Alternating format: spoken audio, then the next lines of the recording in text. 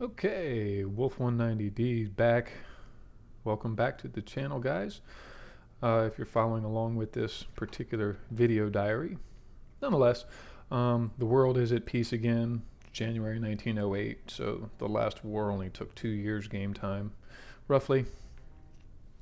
And what I'm trying to do right now is just try to keep the alliance here from going back to war with dragging us back into another war with these other guys because they're starting to get really depleted.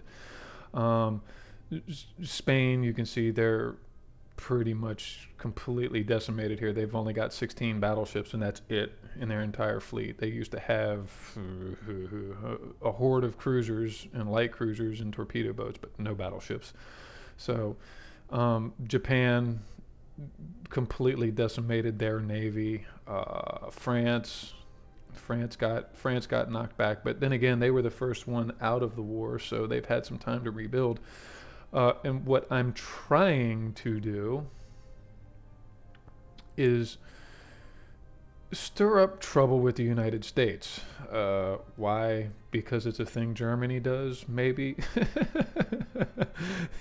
Anyway, researches that I'm trying to focus on right now. I'm really considering just ignoring the submarine experiments completely. I know it's a totally un-German thing to do, but uh, what I'm what I've had experiences with in the past is that the user submarines really don't do a whole lot. But then again, the furthest I've progressed in this is like 1925, and that was on another campaign. So it could just be that.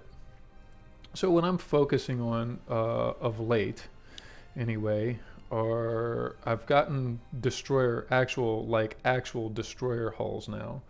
I built one of those. Actually, I built 10 of those. Um, Forgive me for misspeaking.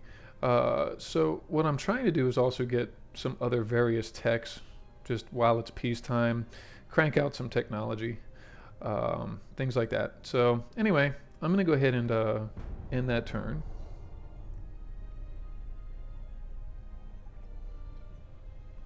Other things I try to do for peacetime are major refits for battleship hulls and things like that. I've gotten the Krupp 1 style armor, so I've been busy refitting my battleship with those. Got Mark III 11 and 12-inch guns. Both of those have gotten upgraded to Mark III, so I had to refit those two. And mainly what I'm trying to do with this video, other than completely bore everybody to death, is maybe give you an idea of campaign strategy, particularly as it relates. Oh, there we go. Look at that. The alliance got canceled finally. It only took like 6 months. Just so you know, with your politics, you can only do one political action per turn.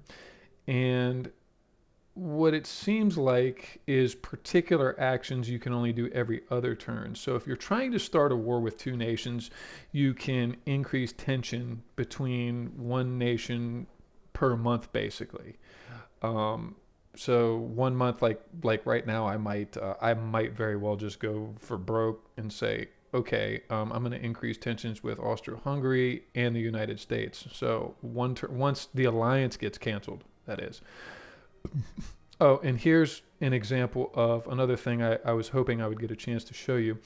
This is one of my mothballed ships. Arabia would like to buy one of my mothballed battleships. It's one of my first dreadnought builds. It only had 3 triple turrets, 11-inch guns at that. Then the next upgrade from that was a three twin turrets rather. I did say 3 twin turrets, I hope. Anyway, 3 twin 11-inch guns on this ship. It was on a small dreadnought hull. I do have access to the dreadnought level 2 hull now. So there's a small dreadnought, dreadnought 1, dreadnought 2. The battleships I'm starting to work into my fleets are dreadnought 2s with 4 twin 12s. This ship only has 3 twin 11s. Now, in the dreadnought era, I mean, the guns are effective. All right, the guns are effective. Don't get me wrong. It's just um, 3 twin turrets get you 6 main guns on a dreadnought. Okay. And you can go with super heavy dreadnoughts if you really want to, and do the side gun additions in the hexagonal format, as they're called. The performance comparatively is a little less on the centerline guns. They're not as stable, and they tend to eat up a lot more space. So they don't get to go as fast. I like faster battleships because, for one, it makes the light ships that the AI tends to build, it makes it a little bit more difficult for them to close with them. But the really big thing is that if his battleships try to run away, mine can run his down. That's always a nice ability. So Arabia wants to buy this, and I'm not sure if anybody else is noticing this problem in this game, but if you ever do this and like two or three nations want to buy the same battleship, you actually make money off of each of those sales. And I'm honestly not sure. I haven't been able to tell yet if each nation gets like a carbon copy of that ship that you sold them.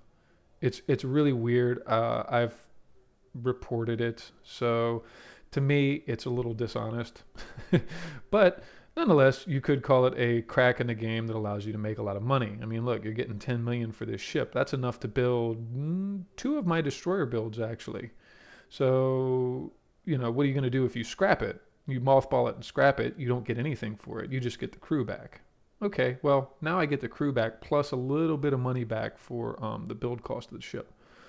All right, so let's see here. Yeah, I'm going to sell it to them.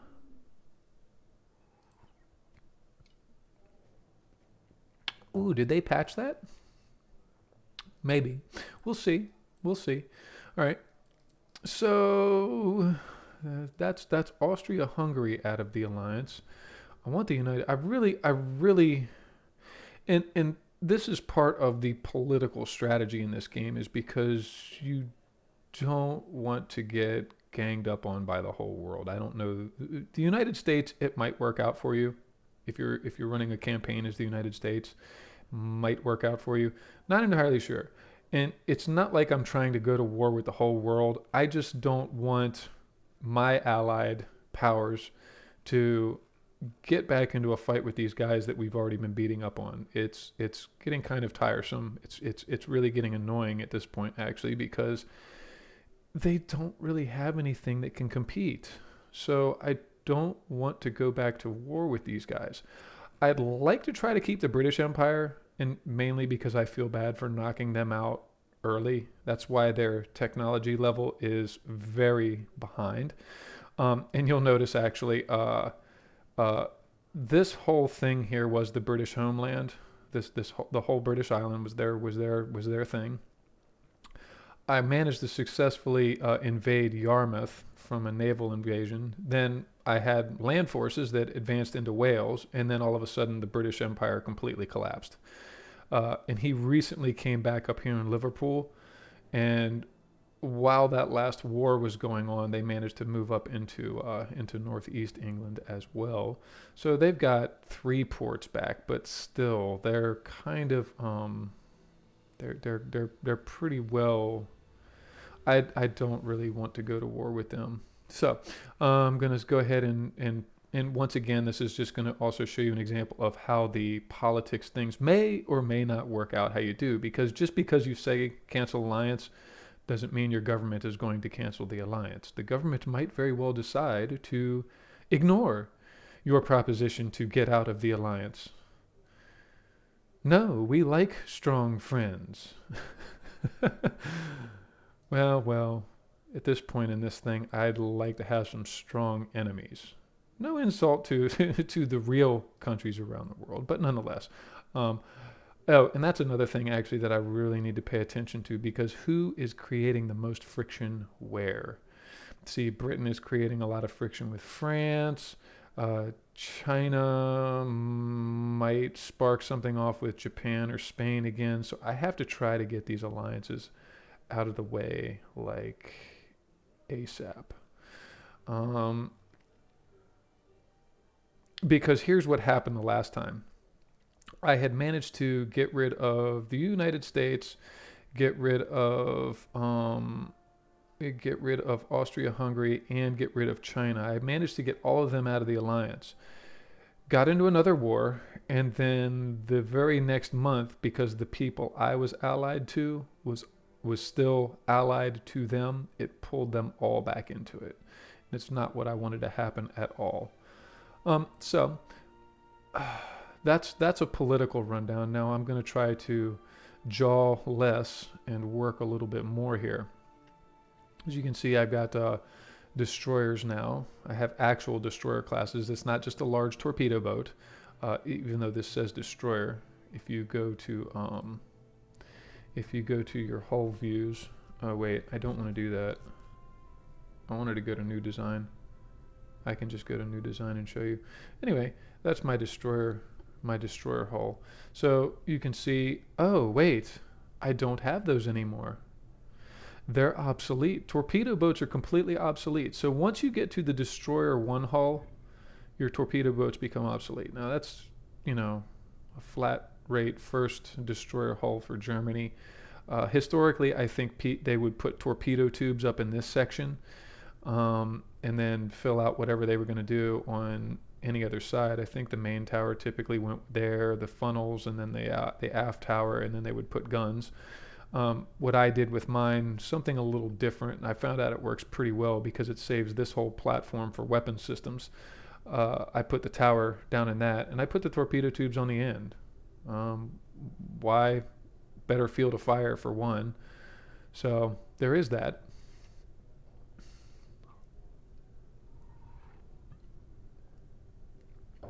Let me check my research. I'll let this go on for a little bit more so you guys can kind of get a feel of things to manage. At least I can show you, even if I don't explain it, I can show you these are things that you manage, especially in peacetime. Though it should kind of be a general habit to examine these things as you go along. Finances, particularly in war, right? So finances, you'll notice I'm no longer making 100 million per turn. So peacetime does have this effect on your monthly income, right? So peacetime is, I always have my transport capacity maxed out, but you'll notice I have dropped my crew training back down to 30% to try to save a little bit. Maybe I should run that back up. Though my average training is at green. They're no longer just cadets. Shipbuilding capacity, I'm not building any ships right now, and I probably should be. You can sort these lists by clicking on this top various different ways if you want to go by the type, which I usually do that first. But sometimes I'll have like a specific fleet, like especially if you get into a global engagement, you want to save some money, you can set your roles down to in being. So you can do that. Again, there's ship refits. Do I need to refit any of my ships? No. I could upgrade that, but I'm starting to actually phase these out of my fleet. So I might hold off on another set of upgrades for this. What's my research doing? Where was I?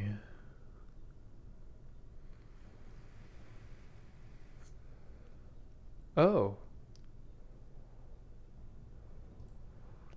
I just got small guns 4, which is good because my destroyers pretty much all have 4-inch guns, but I don't think I'm going to upgrade the older large torpedo boats either. I don't think I want to fool around with them anymore. I got destroyers now, so I'll start phasing them out too. As a matter of fact, my earliest ones, the V13s, I'm starting to mothball and sell those off. So, what do I want to push for? Each of these respective hulls obviously deals with its respective type. Destroyers is going to push your destroyer research further and further along. See, I got 1,100 ton displacement on destroyers, which gave me the destroyer 1 hull, and it obsoleted both of the earlier torpedo boats. So no more torpedo boats. Not that I've had any since I got the large torpedo boat, which apparently constitutes as a destroyer.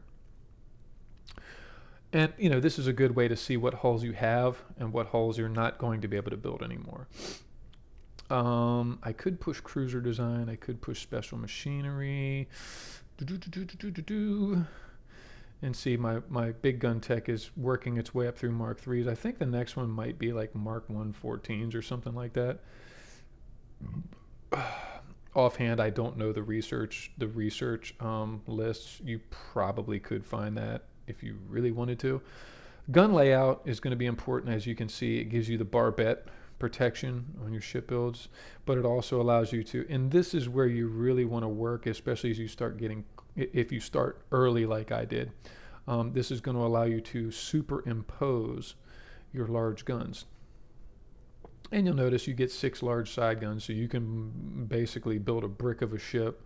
And actually, that would be an interesting idea. Have a forward tower all the way forward, an aft tower as far back aft as you can, and load up a bunch of large side guns in between them, and then try to figure out somewhere to stick the funnels. That might be funny. It would be probably horrendous on the handling, but nonetheless. Hull strengthening also is going to be important. As a matter of fact, I think hull strengthening is where your battle cruiser design is first going to come from. I've got 12,000 ton heavy cruisers, and I still don't have access to better light cruiser or heavy cruiser hulls. And like I said, the armored cruisers with the Germans are really rough to work with. Advanced battleship funnels. I'm not terribly interested in that. I do have steam turbines. Um, you know, I really want to try to push the turret mechanisms more, because you have to research this in order to access double-barreled turrets for your light cruisers and destroyers. So might want that. Rangefinders, I do believe, is stereoscopic number 2. I don't really use those a whole lot in the early periods. Once I get some more experience on the later game stuff, I'll be sure to let you know my thoughts and opinions. It's just early game tech. I've generally found, and other people online say that they favor the coincidence rangefinders either way. But like I said, if you want to purpose build a long range sniping type of ship, the stereoscopic rangefinder might prove rather useful for that, because it does give you much better long range accuracy. So ships which you're going to try to keep them away and just range things might work better. Internals protection actually is going to unlock the Citadel 2, which I haven't really had much of a need for Citadel 2 yet. I've been sort of going a little bit more beefy on my belt armor with my ships. So let's see if the government cancels that alliance with the United States. I would love it if they did.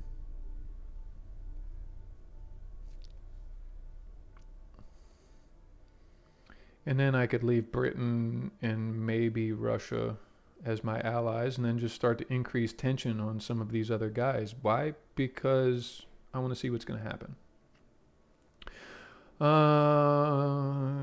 Financial crisis in industries, decreased tax income.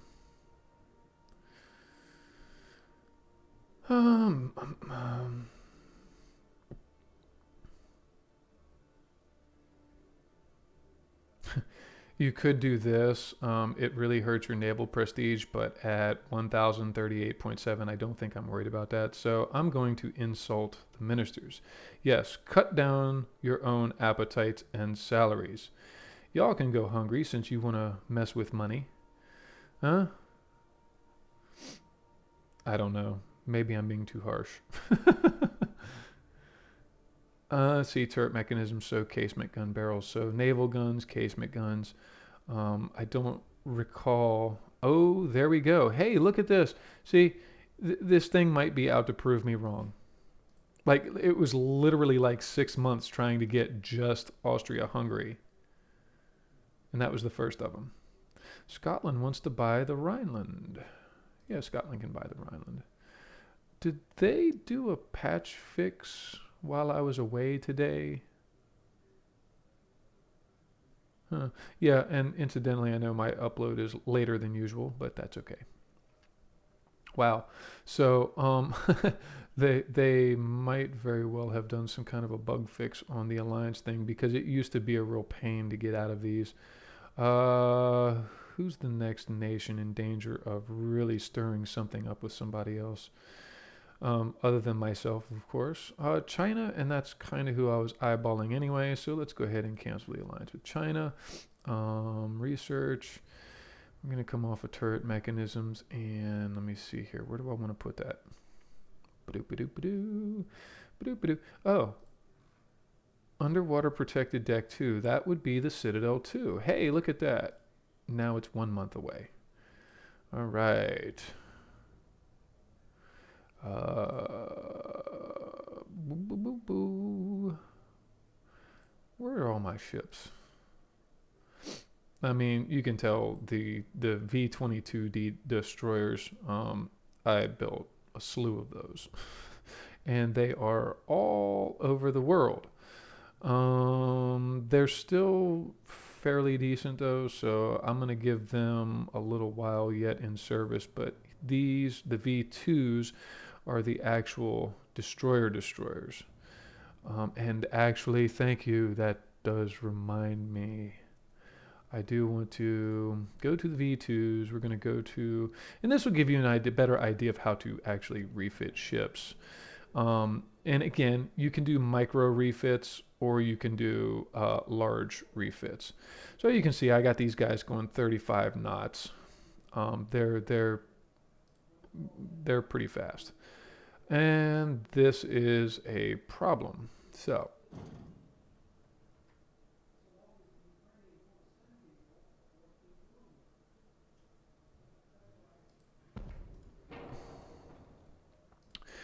we do have Krupp 2 armor. So what you can do, you can kind of consider this.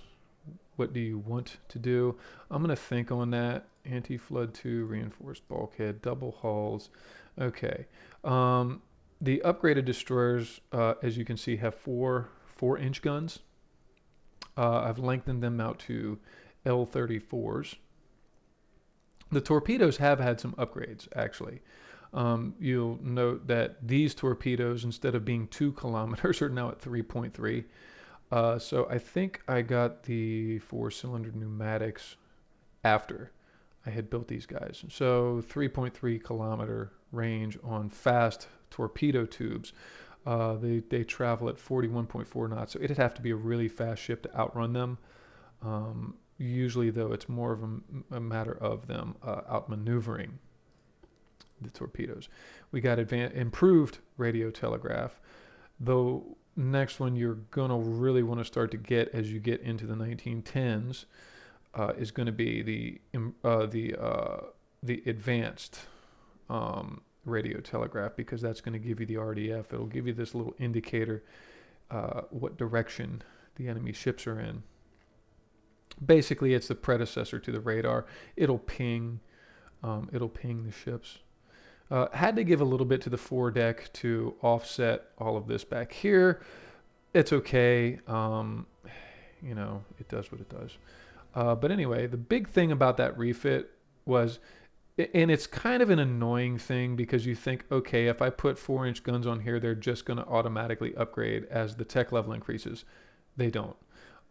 I'm sorry to say, but they don't. So you do have to manually do a refit, and that, again, is going to add some more time to your ship builds. We do have picric acid, and like I said, all right, so if I go down here, my flash fire chance on this ship is actually pretty low. It's 5.9, which it's not great. The lower you can get that, the better.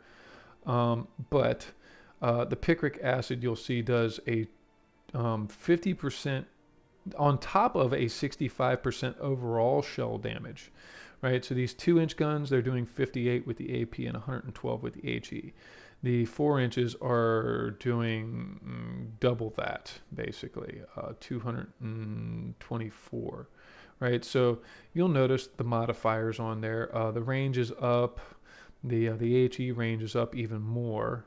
Actually, the HE shells outrange the AP shells. How interesting. It's probably because I'm using semi-armor piercing shells. But the reason for that is the increased damage. Again, 1.9 inches of penetration is going to pretty much deal with destroyers, torpedo boats, Transports, you wouldn't even want to use this on. Actually, probably not even the torpedo boats because they don't have any armor either. That would just overpin. Um, so yeah, the big thing is the getting the HE shell down, and it's my personal preference for this. So hey, if you want to spark up a discussion and get into do's and don'ts or preferential stuff in ship builds, hey, I'd be more than happy to carry on a conversation in the chat. That would be stimulating. It would be interesting. I mean, getting new perspective always is. At least I do believe so. Uh, I'm still at crap towers for my destroyers though. So, you don't have to build your destroyers like this. I find that this actually works pretty well, especially with these 2-inch guns. I mean, look at the field of fire on these things. Yeah, they don't do a lot of damage, but they fire fast. Excuse me. And transports don't fare very well even against the 2-inch guns. So the 2-inch guns really for me are for hitting enemy destroyers. Again, nice rate of fire, all that good stuff. Uh, so far, I can put one barbette on here, so the barbette's nice to get 2 guns on the back end, or you can do them on the front. I mean, I've seen builds with them on the front, on top of a barbette as well. Oh, that is another thing. Do I have Pickrick 2? Ammo detonation. Okay, Pickrick 2 doesn't do as much, but it's also more stable. See, Pickrick 1 is 200% fire chance, whereas the 2 is only 75 more. Oh, you know what? I think I messed up. I did. Because oh no, that's standard ammo. I do have heavy shells on here. So heavy shells also increase the fire chance. And fire chance for me is really paramount on a destroyer because they're not really going to hurt much of what they shoot at. But again, remember, you can eliminate enemy vessels simply by causing enough fires on them. I did equip these with turbine engines, but you'll notice they are a little pricey at $5.25 million per ship, which, in all honesty, is not bad. And I did increase the range. Actually, I also hit increase the range. I do believe I'm beyond the optimal speed on this hull, though. I think the optimal speed on this particular hull was 34.5, and I'm at 35. So that's going to add a little bit of extra weight. But again, turbines, they're great because they are super lightweight comparative to the preceding reciprocating engines. And also they don't cause as much in the way of vibrations. So the engine vibrations early game are going to be in part one of the largest things that throw off your aim on your ship combats and stuff like that. And you might find that where was I going with that? I don't know. If I stop thinking about it, it'll come to me later. I don't know if anybody else is like that, but I certainly am. Oops, I didn't hit exit. Sorry.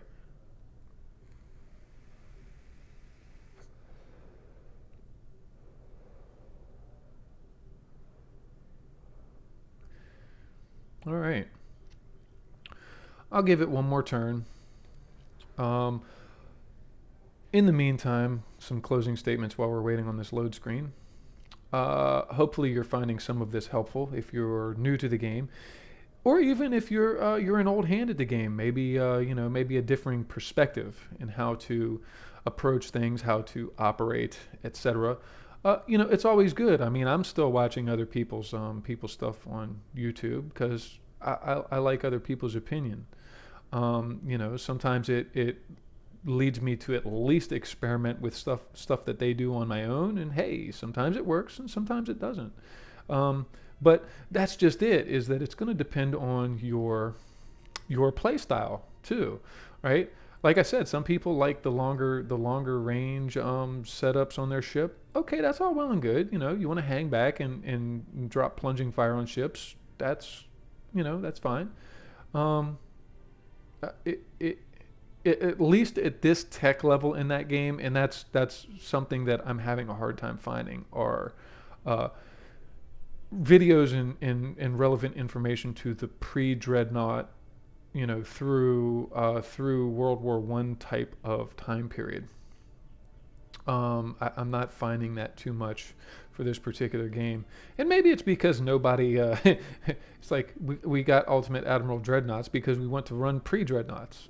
Well, I just want to see how long of a campaign I can run. Actually, I'm just trying to see, because the I'm actually further now in this one than I have been before. I think the last time I tried this run, it ended in 1905. Again, a global conflict, much like this, where everybody just ganged up on all the weak nations. So I'm trying to rectify that mistake, by canceling off these alliances and trying to realign myself with the weaker people. Let's see what the government does. Hopefully, it'll give me a chance to say, see, sometimes the government doesn't listen to you. But it could be that there was a patch fix that dealt with that, because I think it was a thing I reported to the guys as well, that hey, these alliances are really difficult to get out of once you're in them. And I mean, it was an urgent alliance. It was an alliance because we had a common enemy. That doesn't make us best friends. I don't want to be this person's friend anymore. It's not because I don't like them particularly. It's because, well, I'd prefer my position of global supremacy to be unchallenged. So Canada is a minor ally with the British Empire. Okay, wow, really? This is going to get interesting. So, um, thanks for if you have stuck it out this far. Thanks. If you like what I'm doing, as always, be sure to like, subscribe, all that good stuff. And again, I really would appreciate some good conversation on some of this content, particularly from the folks that have been playing this for well, a little longer than I have. I mean, what, the game just came out, I want to say mid late January, and some of you guys have been with this since, I guess, development days. So anyway, thanks again, and hope to see you next time.